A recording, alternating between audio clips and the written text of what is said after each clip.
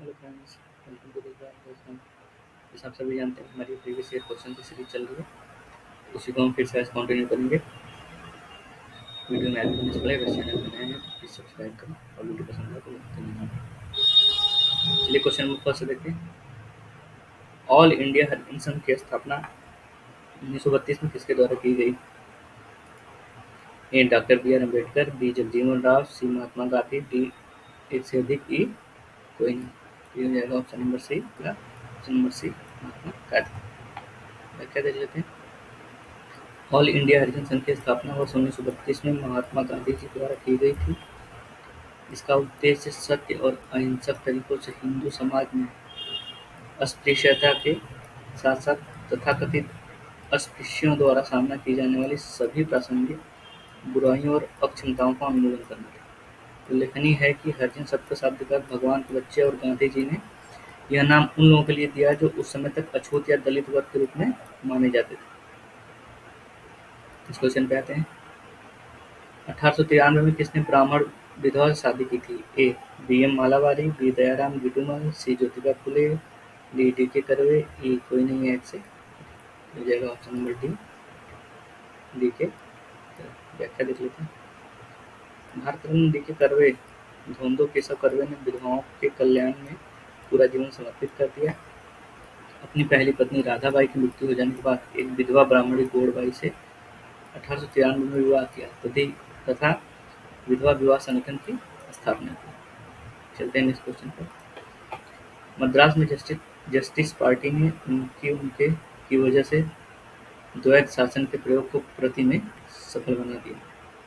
Option number A शैक्षिक स्थिति, B अंग्रेजों के प्रति वफादार रवैये, सी गरीब समर्थक रवैये, डी ब्राह्मण विरोधी हो, ई कोई नहीं है इससे अधिक। इसका जगह ऑप्शन नंबर डी ब्राह्मण विरोधी रुख। व्याख्या देख लेते हैं। मद्रास में जस्टिस पार्टी ने और उनके ब्राह्मण विरोधी रुख की वजह से द्वैत शासन के प्रयोग को प्रांत में सफल बना दिया। जस्टिस पार्टी की स्थापना 1916 में किया गया था, तो ये ध्यान रखेंगे। 1916 में जस्टिस पार्टी की स्थापना हुई थी। नेक्स्ट क्वेश्चन पे आते हैं। इनमें से किसने द हिंदू एसोसिएशन की स्थापना की? A Shrimati Annie Besant, B M G Ranade, C D K Karve, D R G Bhandarkar, ये कोई नहीं है इससे अधिक। तो हो जाएगा option number A Shrimati Annie Besant. व्याख्या देख लेते हैं। द हिंदू एसोसिएशन की स्थापना 1904 ईस्वी में श्रीमती एनी बेसेंट ने की थी। एनी बेसेंट पहली बार 1893 में भारत आई थी। इन्होंने भारतीय स्वतंत्रता आंदोलन में महत्वपूर्ण भूमिका निभाई। इन्होंने 1914 में द कॉमनवेल्थ और न्यू इंडिया नामक दो साप्ताहिक पत्र निकालना शुरू किया। 1916 में इन्होंने मद्रास में all India home rule league की स्थापना की। इन्हें 1917 में भारतीय राष्ट्रीय कांग्रेस की प्रथम महिला अध्यक्ष चुना गया। पॉइंट ध्यान में रखेंगे। चलते हैं नेक्स्ट क्वेश्चन पे। सत्यशोधक समाज की स्थापना किसके द्वारा की गई? A Dayanand Saraswati, B doctor B R Ambedkar, C Jyotiba Rao Phule, B Keshavchandra Sen. हो जाएगा option number C Jyotiba Rao Phule. व्याख्या देख लेते हैं। सत्यशोधक समाज की स्थापना ज्योतिबा गोविंद राव फुले द्वारा 1873 ईस्वी में की गई थी। इस समाज का मुख्य उद्देश्य सामाजिक सेवा तथा स्त्रियों एवं निम्न जाति के लोगों के बीच शिक्षा का प्रचार करना था। ज्योतिबा फुले ने 1873 ईस्वी में गुलामगिरी नामक पुस्तक भी लिखी थी। ये आप ध्यान रखेंगे। 1873 में ज्योतिबा फुले ने गुलामगिरी नामक पुस्तक, बहुत ही फेमस बुक है, तो इसे ध्यान रखेंगे। चलते हैं नेक्स्ट क्वेश्चन पे। निम्नलिखित में से किस एक की निंदा ब्रह्म समाज ने नहीं की थी? ए अवतारवाद, बी जातिवाद, सी बहुविवाह, डी पर्दा प्रथा, ई कोई नहीं है इससे। इसका हो जाएगा ऑप्शन नंबर ए अवतारवाद। व्याख्या देते हैं। राजा राममोहन राय द्वारा 1828 में स्थापित ब्रह्म समाज कई सामाजिक बुराइयों एवं कुरीतियों यथा सती प्रथा, जाति प्रथा, रूढ़ियों व बाल विवाह इत्यादि के विरुद्ध आवाज उठाई, परंतु अवतारवाद की कभी निंदा या विरोध नहीं किया। चलते नेक्स्ट क्वेश्चन पे। 1885 ईस्वी में डब्ल्यू.सी. बनर्जी द्वारा इंगित भारतीय राष्ट्रीय कांग्रेस के निम्न उद्देश्यों में से कौन सा नहीं था? ए देश के हितों की रक्षा करने वाले भारतीयों के बीच संपर्क और मित्रता बढ़ाना, बी देशवासियों के बीच जाति समुदाय तथा प्रांतीय पक्षपातों की भावना को दूर करके उनमें राष्ट्रीय एकता की भावना को विकसित करना, सी शिक्षित वर्ग की पूर्ण सम्मति से महत्वपूर्ण और आवश्यक सामाजिक विषयों पर विचार प्रकट करना, डी यह निर्धारित करना कि आगामी वर्षों में भारतीय लोकहित के लिए किस दिशा और किस आधार पर कार्य करें। ई उपयुक्त में से कोई नहीं है एक से ऊपर। तो इसका हो जाएगा ऑप्शन नंबर ई, एक से अधिक। चलते हैं इस क्वेश्चन पे। भारतीय राष्ट्रीय कांग्रेस के द्वितीय मुस्लिम अध्यक्ष कौन थे? ए अबुल कलाम आजाद, बी जाकिर हुसैन, सी रहीमतुल्लाह मोहम्मद सयानी, डी बदरुद्दीन तैयब, ई कोई नहीं है एक से। तो हो जाएगा ऑप्शन नंबर सी, रहीमतुल्लाह मोहम्मद सयानी।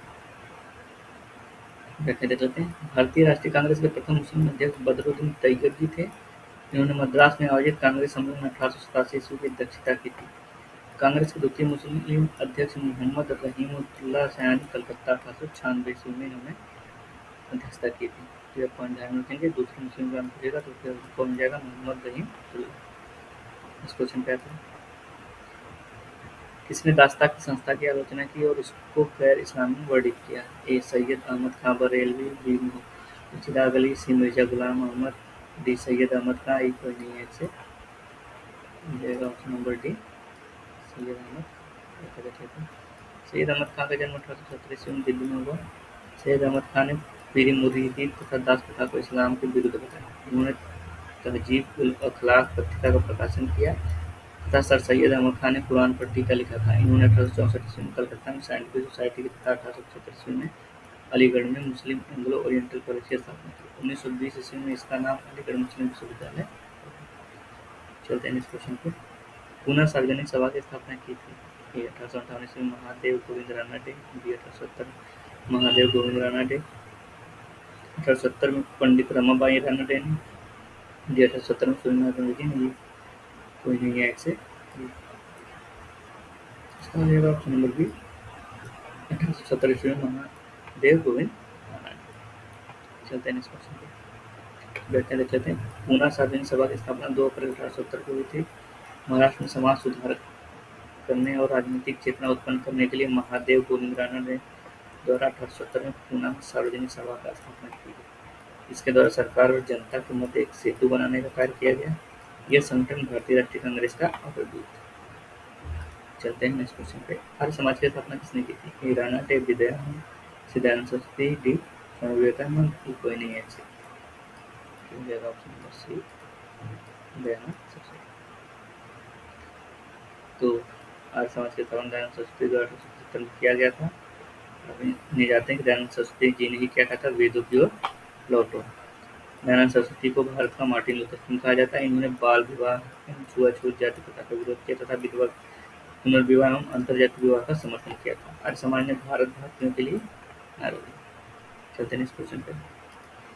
यूनाइटेड पेट्रियोटिक एसोसिएशन की स्थापना किसने की थी? ए सर सैयद अहमद, बी गोपाल कृष्ण गोखले, सी बाल गंगाधर तिलक, डी दादा भाई। इसका हो जाएगा option number A, sir Syed. चलते हैं, ये बहुत इंपॉर्टेंट व्याख्या नहीं है तो इसको इसमें कुछ पॉइंट देते हैं। जैसे गोपाल कृष्ण गोखले ने भारतीय शिक्षा के विस्तार के लिए वर्ष 1905 ईस्वी में सर्वेंट ऑफ इंडिया सोसाइटी की स्थापना की। तो ये पूछ लेगा टॉपिक 1905 ईस्वी में सर्वेंट ऑफ इंडिया सोसाइटी का स्थापना होता है। और बाल गंगाधर तिलक के बारे में हम लोग ऑलरेडी पढ़ चुके हैं। होम रूल के लिए की स्थापना किए थे। केसरी और मराठा पत्रिका का स्थापना किए थे, जिसमें एक केसरी था, ये मराठी में था, जो मराठा था वो इंग्लिश में था। चलते हैं इस क्वेश्चन पे।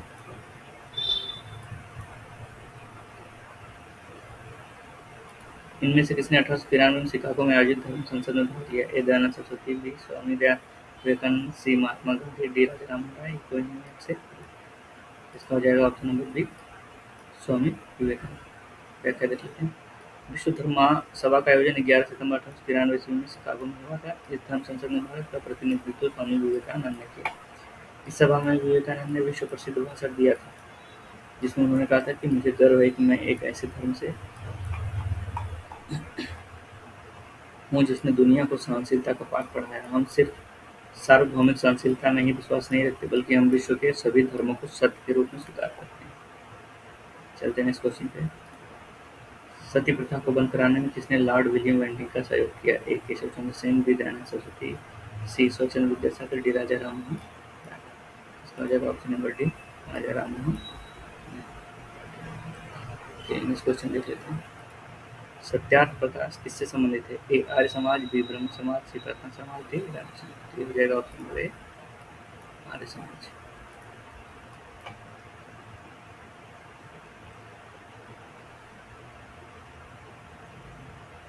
तो ये हम ऑलरेडी पढ़ चुके हैं स्वामी दयानंद सरस्वती जी के बारे में, तो इस व्याख्या को हम स्किप करते हैं, चलते हैं इस क्वेश्चन पे। निम्नलिखित में से किसने गैर ब्राह्मण घोषणा पत्र निर्गत किया था? A Dravid association, B South Indian liberal federation, C Satyashodhak Samaj, D इनसे कोई नहीं।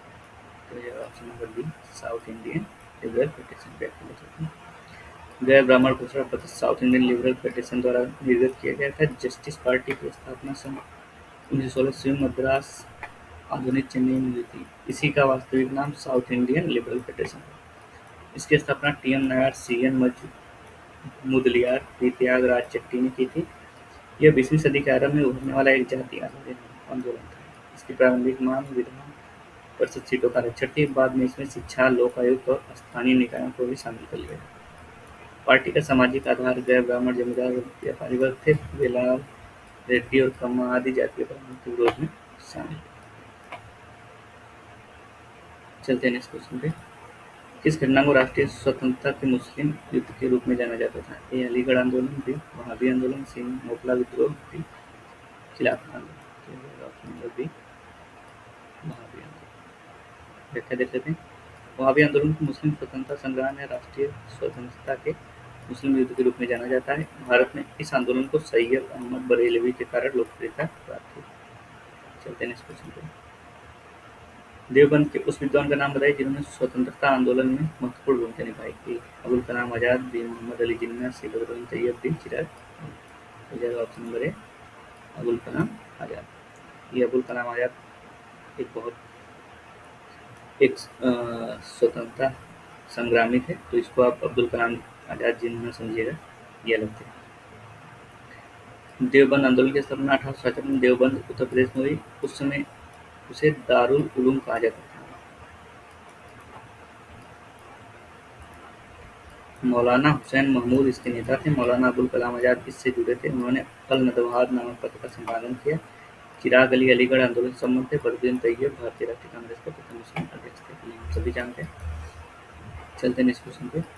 फराजी आंदोलन के विरोध में 1893 में ढाका में ताई-यूनी आंदोलन किसने चलाया था? ए कलकत्ता के सैयद अमीर अली, बी अलीगढ़ के सर सैयद अहमद, सी पटना के किशन इमाम, डी जौनपुर के करामत अली। ये कोई नहीं। चलिए, तो इसका हो जाएगा ऑप्शन नंबर डी, जौनपुर के करामत अली। क्या कहते हैं? फराजी आंदोलन ने मुस्लिम संघ के बीच आधुनिक विचार को रखा। इसी विरोध में 1893 में ढाका में जौनपुर के करामत अली के नेतृत्व में ताई-यूनी आंदोलन चलाया गया। नेक्स्ट क्वेश्चन कहते हैं। पंजाब हिंदू सभा की स्थापना किस वर्ष हुई थी? ए 1905, बी 1909, सी 1915, डी 1917। तो नहीं है ऐसे। तो जरा ऑप्शन नंबर बी, 1909। व्याख्या देख लेते हैं।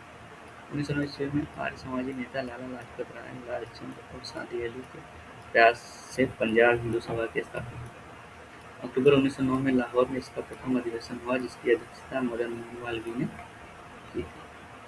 चलते हैं नेक्स्ट क्वेश्चन पे। फराजी आंदोलन की शुरुआत किसने की? ए हाजी शरीयतुल्लाह, बी सैयद अहमद, सी सलीमुल्लाह, डी इब्न जिन्ना, ई इल्तुतमिश कोई नहीं है ऐसे। तो जवाब ऑप्शन नंबर ए, हाजी फराजी आंदोलन की शुरुआत हाजी शरीयतुल्लाह ने 1838 में की थी।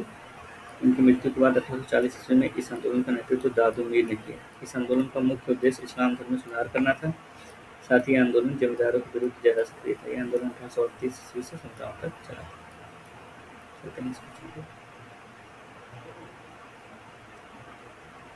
1815 में प्रकाशित राजा राममोहन राय की पहली पुस्तक का नाम क्या था? ए वेदांत ग्रंथ, बी तुहफत उल मुआवदीन, सी भारतीय विलास कुंतलम। ये कोई नहीं है एक से अधिक। व्याख्या देख लेते हैं। राजा मोहन राय को भारतीय राष्ट्रवाद का जनक और आधुनिक भारत का पिता कहा जाता है। 1809 में राममोहन की फारसी भाषा की पुस्तक तुहफात उल मुआवदीन का प्रकाशन हुआ, जो उनकी प्रथम पुस्तक थी।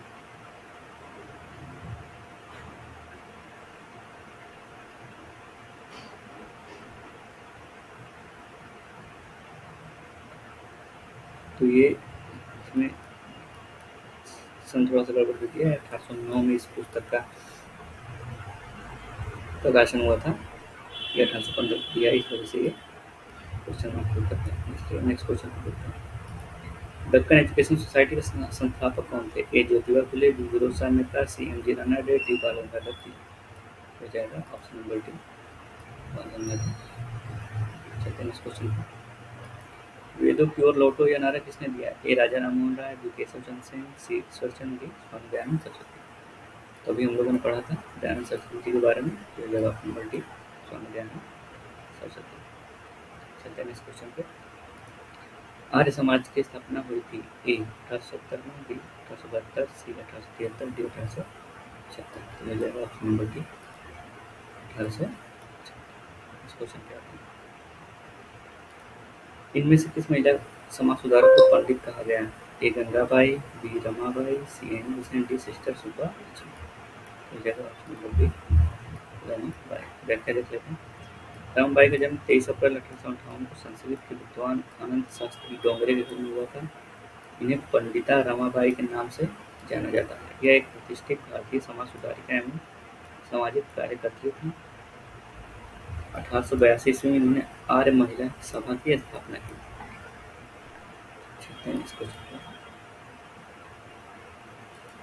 बंगाल की एशियाटिक सोसाइटी की स्थापना किसने की थी? A Raja Rammohan Roy, B sir William Jones, C W Hunter, D William Bentinck. मिल जाएगा option number B, sir William Jones. व्याख्या देख लेते हैं। सर विलियम जोन्स एक महान विद्वान, विधि शास्त्री तथा प्राचीन भारत संबंधी सांस्कृतिक अनुसंधान प्रारंभ करता थे। इन्होंने 1784 में बंगाल एशियाटिक सोसाइटी की स्थापना की, जिससे भारत के इतिहास, पुरातत्व, विशेषकर साहित्य और विधि शास्त्र संबंधी अध्ययन की नींव पड़ी। चलते हैं इस क्वेश्चन पे। भारतीयों का कौन सा वर्ग पाश्चात्य संस्कृति से प्रभावित था? ए हिंदू कुलीन तंत्र, बी मुस्लिम कुलीन तंत्र, सी शिक्षित हिंदू मध्यम वर्ग, डी शिक्षित मुस्लिम मध्यम वर्ग। जाएगा ऑप्शन नंबर सी, शिक्षित हिंदू।